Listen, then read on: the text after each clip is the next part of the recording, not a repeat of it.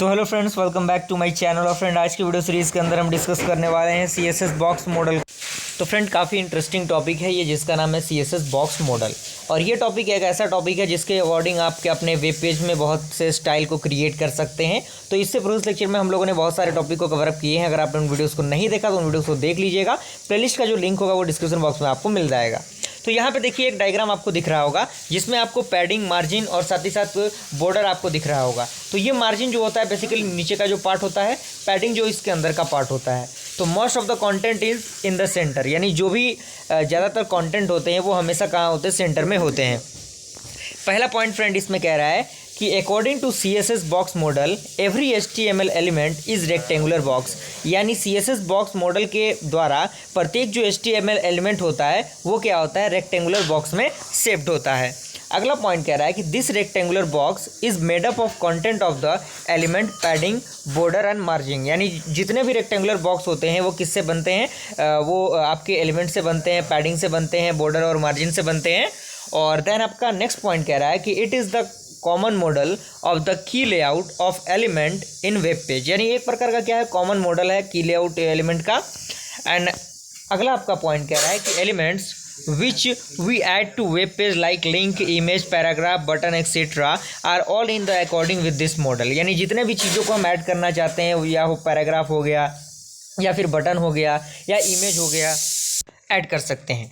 अगला element friend आपका point कह रहा है कि CSS box model allow us to place a border around element and space element in relation to the another element.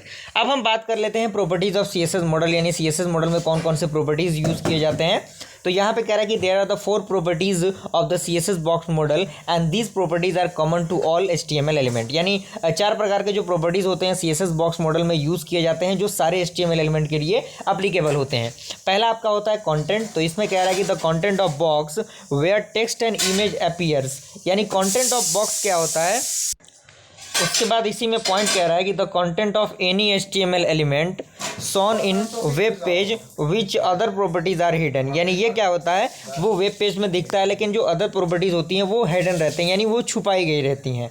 अगला point कह रहा है कि content is defined by HTML element only, यानी जो कंटेंट होता है वो डिफाइन होता है HTML एलिमेंट के द्वारा। अगला पॉइंट आपका कह रहा है पैडिंग। इसमें कह रहा है कि it clears an area around the content, यानी ये जितना भी कंटेंट आपका एरिया कैप्चर करता है उसको डिफाइन करता है। एंड इसी के अंदर पॉइंट कह रहा है कि it is affected by the background colour of box, यानी ये अफेक्टेड होता है किसके द्वारा, बैकग्राउंड कलर ऑफ बॉक्स जो होता है उसके द्वारा।